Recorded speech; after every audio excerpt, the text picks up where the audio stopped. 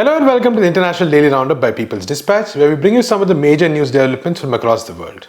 Our headlines.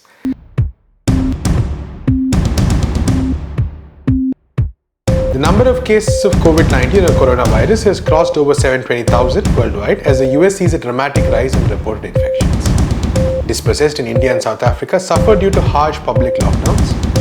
US-led NATO forces in Iraq vacate third base, and Chileans pay homage to the victims of the military dictatorship with a virtual candle march.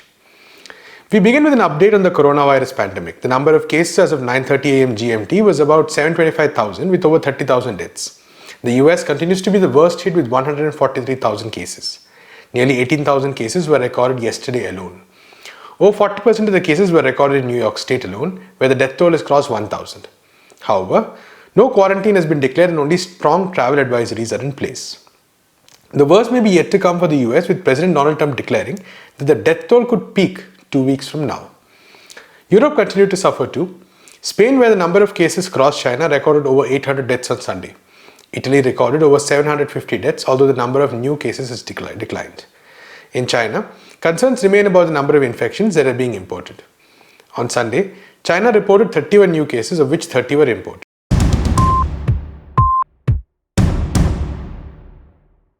We're going to discuss some of the issues which today are really making people rather worried about the future of the COVID-19 pandemic.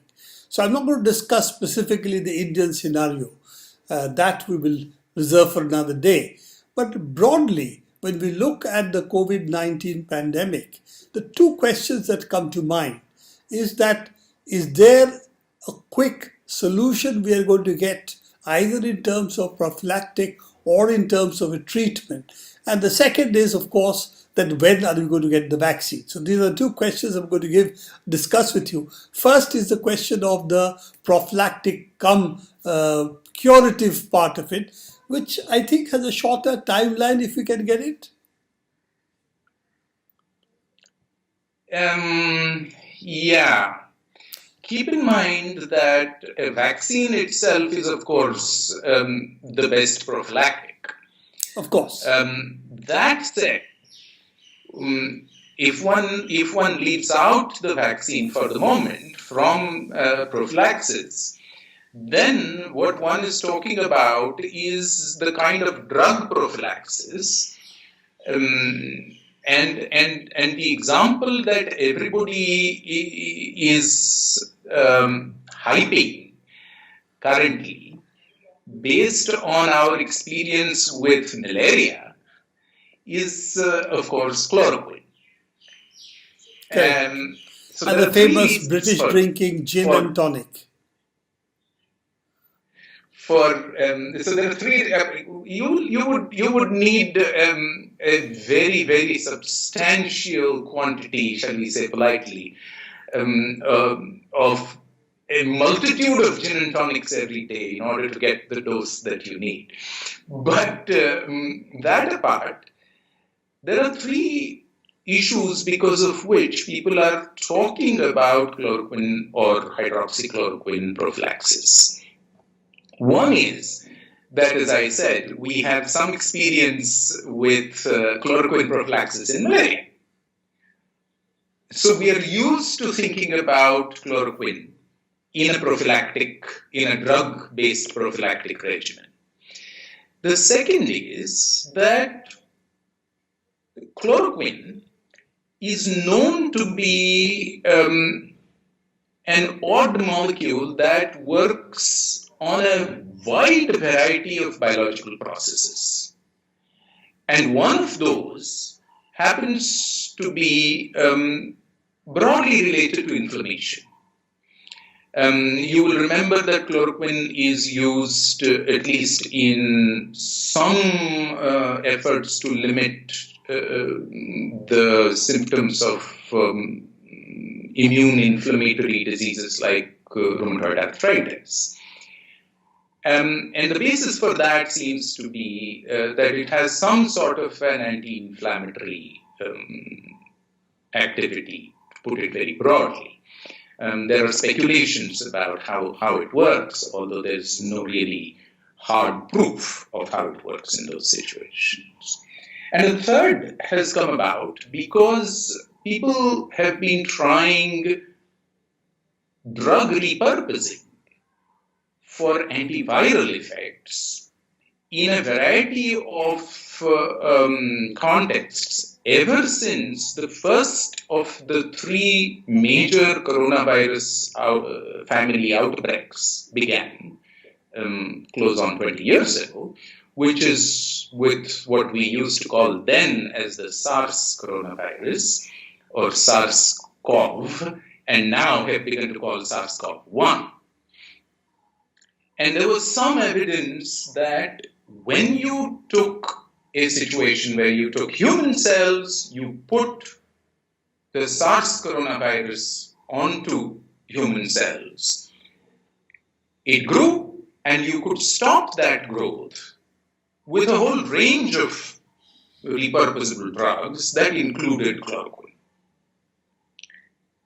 And it's on that basis that people over the last 2 months, 3 months, have been trying chloroquine for those sorts of tests. And it is as a result of that usage that the clinical use of chloroquine in patients has been attempted and reported. And you will note that I'm not using the phrase clinical trials because there has been no proper clinical trial of chloroquine. Simply, clinical usage has been reported.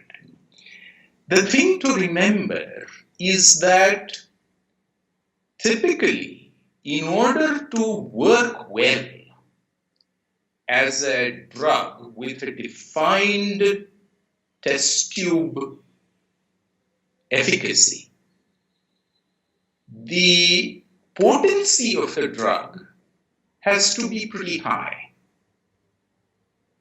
The potency of chloroquine for SARS-CoV-2, which is our current epidemic virus, is not very high, the reported potency. Okay. We can get into the technicalities of just how much, but the reality is it's not very high. So it's not the antiviral property that could help in this case, but could be the anti-inflammatory property. We don't know. Now, let me press that further. There are two separate time windows during the infection of an individual with SARS-CoV-2 in which we can intervene. The first is very early during infection. And what we would like early during infection is for the relatively limited virus load to be rapidly eliminated. And it's in that situation that you would like an antiviral effect. Either a direct antiviral effect or an effect that increases the body's own antiviral inflammatory response. Accelerates it, so to say.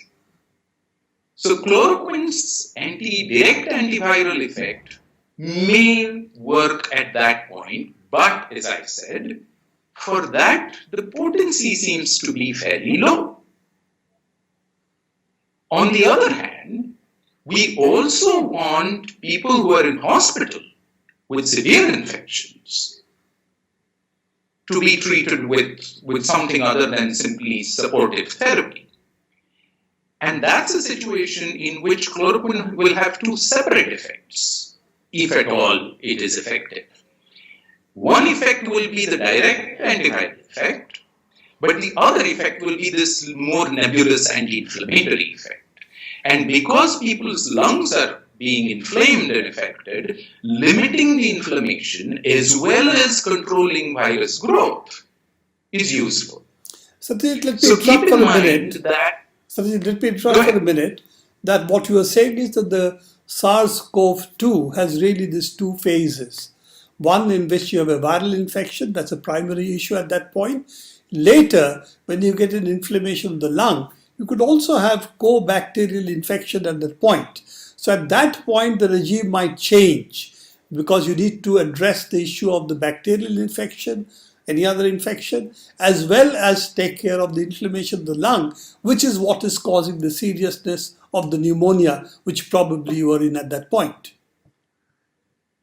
That's absolutely correct. Those all become major contributory factors that need to be dealt with at that stage. War-ravaged Syria reported its first death from the novel coronavirus on Sunday, that's March 29th. The patient was a woman who died a few minutes after she was admitted to a hospital in the capital Damascus. Syria has reported a total of 9 cases of COVID-19 infection so far. The government has imposed a nationwide lockdown and stringent night curfews to check the further spread of the virus. It has closed down universities and mosques, shut down all businesses except essential supplies, and restricted the movement of people and government officials till April 16th. In other parts of the global south, lockdowns are having a huge impact on the poor. In India, poor planning saw tens of thousands of migrant workers fleeing the cities as they were left with no food and money. Workers either formed huge queues at transport hubs, hoping for some way to go home, or began walking for hundreds of kilometers. Media reports say that as many as 22 people who were heading home have died over the weekend. Meanwhile, the government has passed strict orders asking the states to ensure that migrants do not leave. At least one state is considering using indoor stadiums as temporary jails to house migrant workers. Meanwhile, in South Africa, the shack dwellers movement Abhalali Base Majandolo said that evictions by the eThekwini municipality in Durban continued on Sunday, despite a promise by the national government that there would be no evictions as long as a national shutdown is in place. Earlier, right after the shutdown was announced, 8 shacks were demolished in the municipality. South African President Cyril Ramaphosa announced a 21-day shutdown on Friday. Meanwhile, Brazil has been on the other end of the spectrum. President Jair Bolsonaro has been actively underplaying the issue, claiming that business must go on as usual. In fact, Twitter even took down 2 of his videos in which he is questioning the need for stern measures and is wandering around surrounded by people. In our next story, US troops in Iraq withdrew from another base in the country on March 29th, Sunday. The K1 base, located in the northern Kirkuk province, had around 300 coalition personnel and was used since 2017 as a northern base in the fight against the Islamic State or the ISIS. It was at K1 that the US contractor was killed in December last year, leading to US retaliation on the Kataib Hezbollah bases and the killing of more than 30 cadre of the Popular Mobilization Forces, a semi-official militia in Iraq. Later, the US also assassinated Iranian General Qasem Soleimani and Iraqi PMF commander Abu Mehdi al-Muhandis in an attack on January 3rd.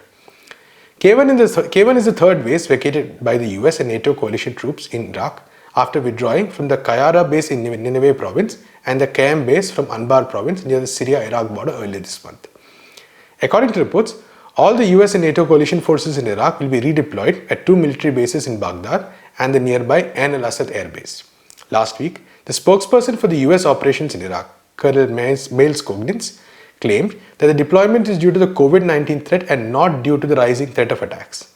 Iraq has around 550 cases of novel coronavirus infection, with 42 deaths as of March 30th. The redeployment of troops under the cover of the COVID-19 threat, experts point out, highlights the fact that the presence of US and foreign troops in Iraq has increasingly become untenable post the assassination of Soleimani and al-Muhandis. Both the Iraqi parliament and the government have asked these forces to leave the country, and militias such as Kataib Hezbollah have issued open threats against them. 5 US personnel have been killed in attacks on different bases in the last few months. And our last story, March 29th marked the 35th anniversary of the Day of the Young Combatant, a non-official day to commemorate the victims of the US-backed military dictatorship in Chile led by General Augusto Pinochet. On March 29, 1985, the brothers Rafael Vergara Toledo and Eduardo Vergara Toledo were assassinated by the officials of the National Security Forces serving the dictator. The Vergara Toledo brothers were student activists associated with the Marxist anti-dictatorship insurgent movement called the Movement of the Revolutionary Left. The same day, security officials also kidnapped Communist Party members José Manuel Parada, Manuel Guerrero Ceballos and Natino Allende and murdered them the next morning. Every year on March 29, Chileans celebrate the revolutionary spirit of the young brothers as well as of the thousands of other rebels with massive demonstrations to honor the popular resistance during the dictatorship. However, this year, due to the global COVID-19 pandemic, tens of thousands of Chileans paid tribute to the victims via the internet. Pinochet assumed power following a coup d'etat on September 11, 1973 that overthrew the democratically elected government of President Salvador Allende. His regime was characterized by the systematic suppression of left-wing parties and the persecution of all dissidents. His dictatorship is considered one of the most brutal ones in Latin America. That's all we have time for in this episode of the International Daily Roundup. To know more about these stories, visit our website peoplesdispatch.org and follow us on Facebook, Twitter and Instagram. Thanks for watching.